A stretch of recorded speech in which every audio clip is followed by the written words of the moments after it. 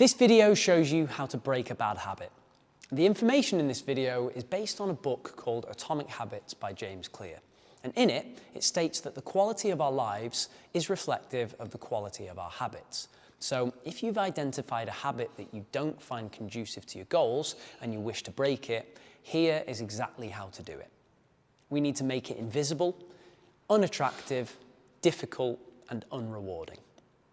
So first up, we need to make the habit invisible, meaning that if we can't see it, then we reduce the likelihood that we're actually going to do it subconsciously, because we're actively going to have to think about wanting to do the habit, and then we have to think about how we're going to do it.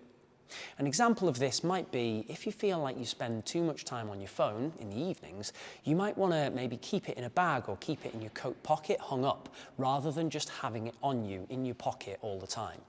Or let's say in the evening when you're eating a meal, don't keep it on your table, keep it somewhere out of sight. Next up, we need to make a habit unattractive.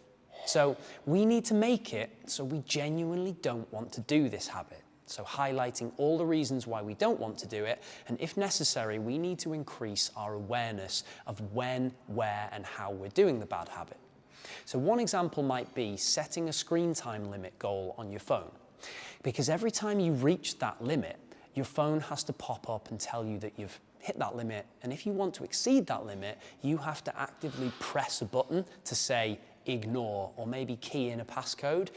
And ultimately, this just makes us think twice about continuing with this bad habit that we desperately want to change.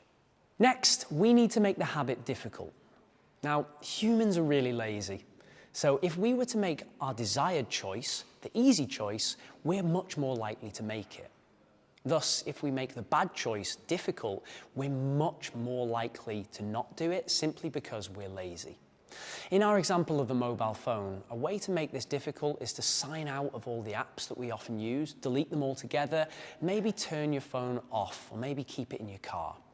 Ultimately, we want to make the bad habit so difficult that we just can't be bothered doing it.